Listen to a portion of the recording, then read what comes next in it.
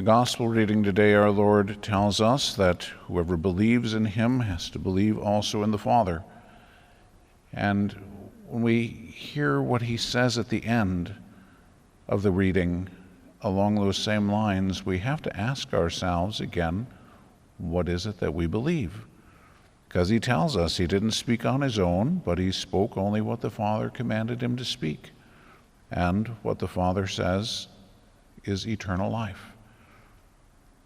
And so do we accept that what the Lord spoke is truly the Word of God? And I say that because so often it's so easy for us to just kind of ignore what our Lord said. It's the Word of God. It's not human opinion.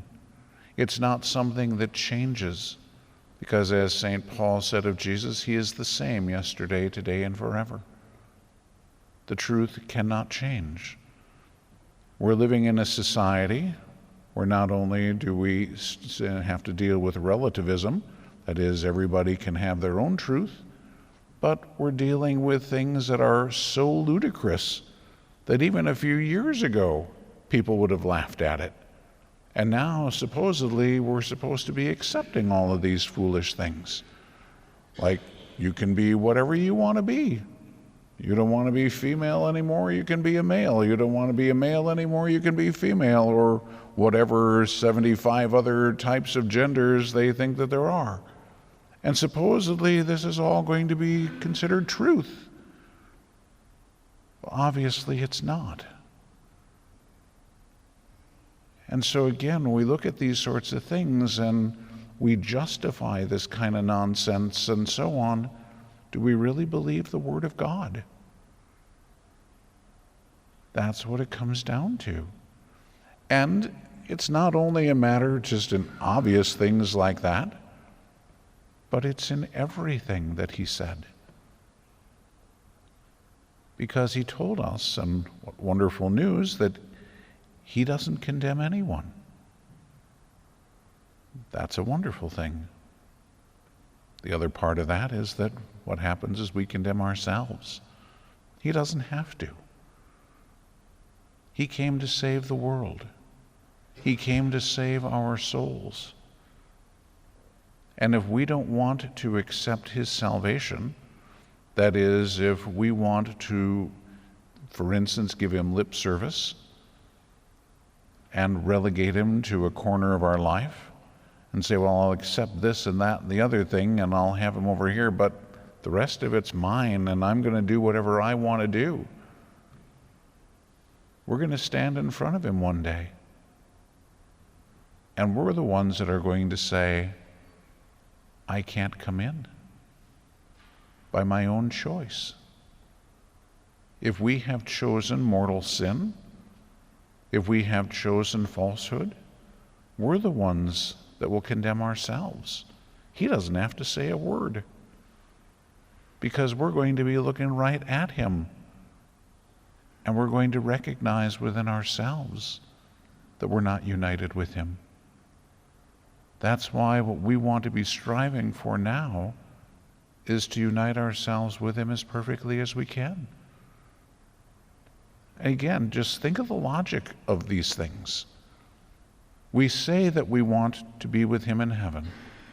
We say that we want to be united with him for eternity. But then we don't want to be united with him now. Well, how does that make sense?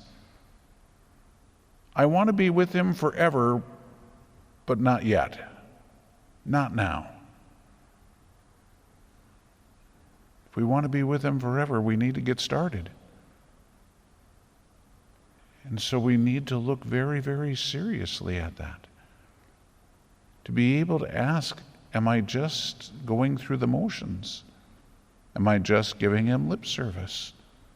Am I picking and choosing what I want to listen to?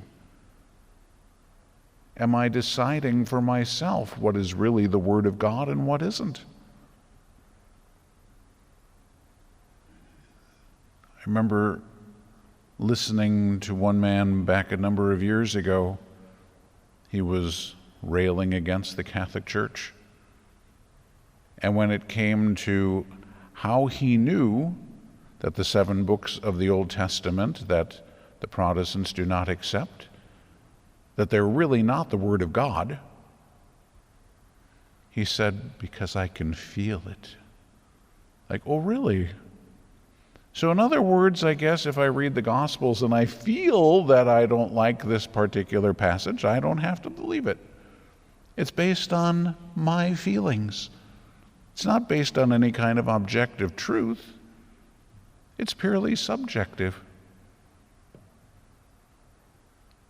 Now, for those of you who are parents, imagine if your kids came home one day and said, I know what your rules are, but I don't feel like that's the right thing. So I'll accept this and that and the other rule that you laid down for me, but these I won't accept. You're going to look at them and say, okay, good for you. Glad you're thinking for yourself. I'm glad you know better than mom and dad. I'm glad that you are so independent and so extraordinary that you know everything. Because that's essentially what we're saying to our Heavenly Father. I know better than you. I don't have to follow what you said because, whatever the because happens to be. And so we need, again, just to look at it practically and realize this isn't going to work. When we look at the first reading and we see that Paul and Barnabas were set aside by the Holy Spirit to go out and preach,